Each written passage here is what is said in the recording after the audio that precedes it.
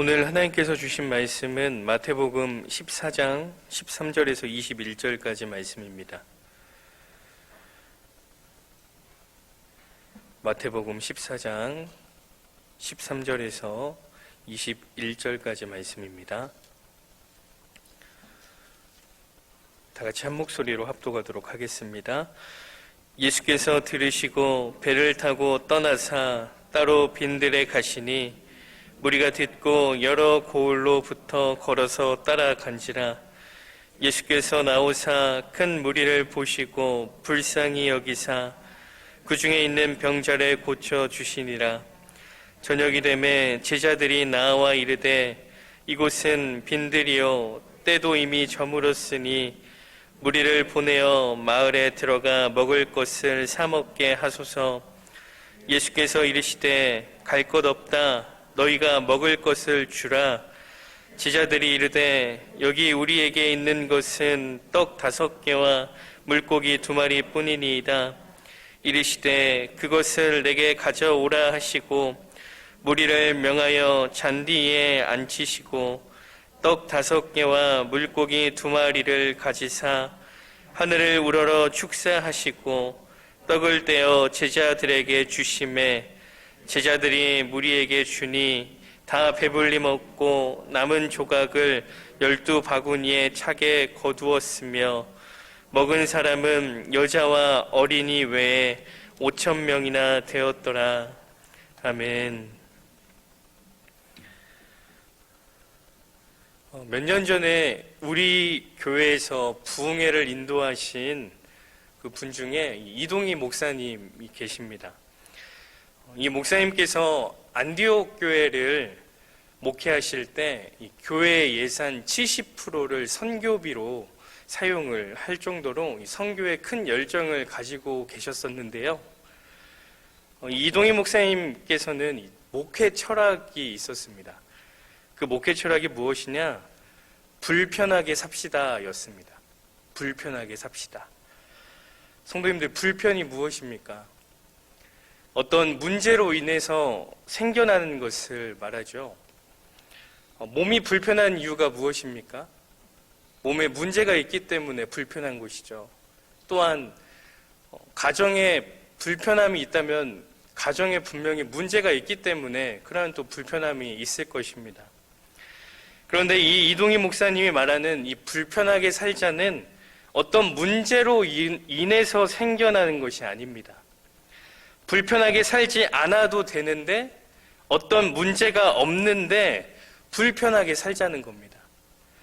예를 들자면 이런 겁니다.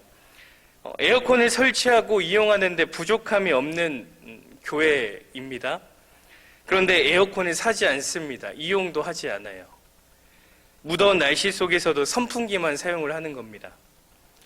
이 무더위 속에 예배를 드리는데 선풍기만 사용하는 것이 얼마나 힘듭니까? 불편하지요. 그러나 그 불편을 감수하면서 아낀 전기료, 그 전기료를 고스란히 선교지에 사용하는 겁니다. 불편하지 않아도 되지만 불편을 감수하는 겁니다.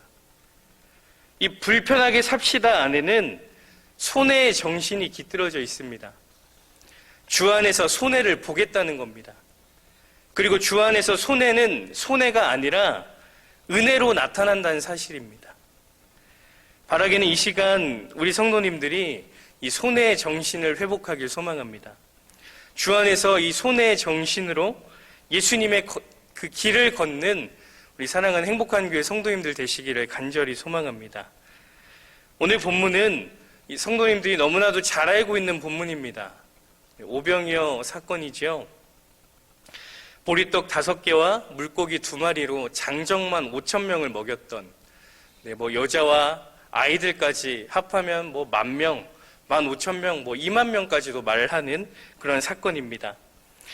예수님께서는 예수님께 나오는 이 큰 무리들을 불쌍히 여기셨습니다. 그래서 그 중에 병자들을 고쳐주시고요. 그렇게 시간이 가는지도 모르고 그들과 그렇게 사역을 하시고 무리를 돌보셨습니다. 그러한 예수님께 제자들이 나아옵니다. 제자들은 저녁이 되었으니 이 빈들에 있는 무리를 마을로 보내서 음식을 사 먹을 수 있도록 했으면 좋겠다라고 예수님께 말씀을 하죠. 이때 예수님께서는 이렇게 말씀하십니다. 16절 말씀을 보면 예수께서 이르시되 갈 것 없다. 너희가 먹을 것을 주라. 예수님께서는 제자들에게 갈 것이 없다라고 말씀하시면서 너희가 먹을 것을 주라라고 말씀하십니다. 이 말에 제자들은 어떻게 반응을 하나요? 17절 말씀을 보면 제자들의 반응을 볼 수 있는데요. 제자들이 이르되 여기 우리에게 있는 것은 떡 5개와 물고기 2마리 뿐이니이다. 자, 그런데 이 보리떡 5개와 물고기 이 2마리는 누구의 것입니까? 제자들의 것인가요?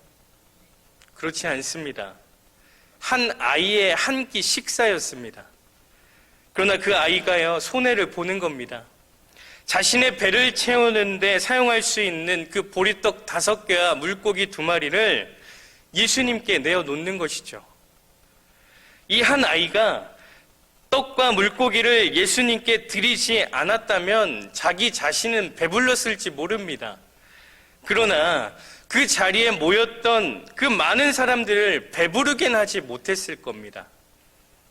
그러나 그 아이가요, 자신의 손해를 감수하면서 떡과 물고기를 예수님께 드리자 자신뿐만이 아니라 그 자리에 모였던 많은 사람들, 모든 사람들이 배불리 먹을 정도의 그 음식을, 그 놀라운 은혜를 경험하게 됩니다. 사랑하는 행복한 교회 성도 여러분, 주 안에서는 손해는 손해가 아닙니다. 주 안에서 손해는 은혜의 통로가 될 수 있다는 겁니다. 이러한 의미에서 제자들을 향한 예수님의 말씀이 계속해서 마음에 와닿았습니다. 너희가 먹을 것을 주라. 너희가 먹을 것을 주라. 주라는 것은 손해를 감수하라는 것 아니겠습니까? 그렇게 줄 때 한 아이처럼 손해를 감수할 때 주의 놀라운 은혜가 나타난다는 겁니다. 그 은혜를 경험할 수 있다는 겁니다. 예수님도 마찬가지입니다. 예수님은 손해를 감수하셨습니다. 그래서 이 땅에 오셨고요. 그리고 십자가에 달리셨고요. 끝끝내는 목숨을 내놓으셨습니다. 십자가는 어떤 더하는 것이 아닙니다. 이익의 자리가 아닙니다. 손해의 자리입니다. 손해를 감수해야만 우리가 살 수 있기 때문에 예수님께서 그렇게 손해를 보시는 겁니다. 손해를 감수한 예수님은요, 우리에게 소망을 주셨습니다. 하나님과의 관계를 회복시키시고 하나님의 자녀로 살아갈 수 있는 은혜를 주셨습니다. 그뿐입니까? 부활의 주님으로 영광을 받으시지요. 사랑하는 행복한 교회 성도 여러분, 예수님의 말씀을 깊이 되새기기 소망합니다. 너희가 먹을 것을 주라. 주십시오. 손해를 감수하면서 주십시오. 가정에서 손해를 감수하면서 주십시오. 교회에서도 손해를 감수하면서 주십시오.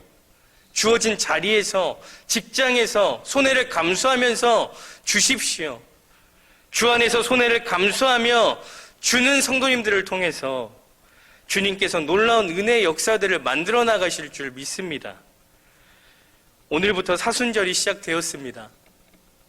사순절은 예수님의 고난과 희생과 사랑을 또 기억하면서 우리가 예수님의 사람으로 살아가기를 또 결단하는 그러한 시간입니다. 바라기는 이 사순절이 우리를 위해 손해를 감수하신 그 예수님을 닮아가는 그러한 시간이 되길 소망합니다. 그리고 예수님의 손해의 정신을 따라가는 성도님들 되시길 소망합니다. 그러므로 주 안에서 손해를 감수하는 성도님들을 통해서 손해가 어떤 피해를 경험케 하는 것이 아니라 주님의 능력, 주님의 은혜를 경험하는 복된 시간이 되기를 간절히 소망합니다. 우리 함께 기도하시겠습니다.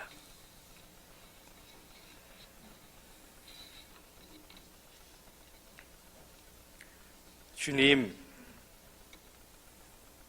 주의 말씀에 귀를 기울입니다. 너희가 먹을 것을 주라. 주의 말씀대로 주 안에서 손해를 감수하는 삶을 살아가길 소망합니다. 가정에서, 교회에서, 직장에서, 내가 밟는 곳곳에서 손해를 감수하며 주는 삶을 살아가길 소망합니다.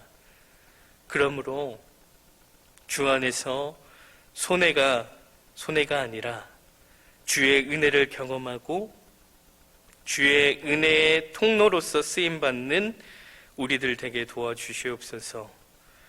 주님, 오늘부터 사순절이 시작되었습니다.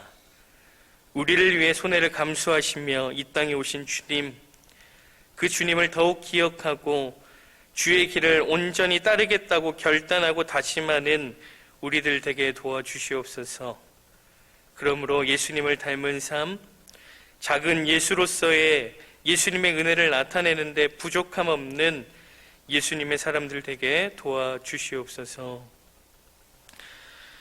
지금은 길이요 진리요 생명이요 부활이신 우리 구주 예수 그리스도의 은혜와 예수 그리스도를 통해 우리에게 영원한 생명을 주신 하나님 아버지의 크신 사랑하심과 우리가 이 땅에 살면서 예수님을 믿게 하시고 그 신앙 고백으로 이 새벽에 예배하게 하시는 성령의 함께 하심과 교통하심이 예수님처럼 손해의 정신을 가지고 주의 길을 따르기로 결단하고 다짐하는 사랑하는 우리 성도님들과 성도님들의 가정과 부모님과 자녀와 생업 위에 우리 교회와 민족과 저 북한에 있는 동포들과 지금도 해외 나가서 선교하시는 선교사님들과 그들의 가정과 사역 위에와 우리가 날마다 중보하는 고3 학생들과 전도 대상자들과 군에 있는 청년들 위해 이제로부터 영원토록 함께 하시기를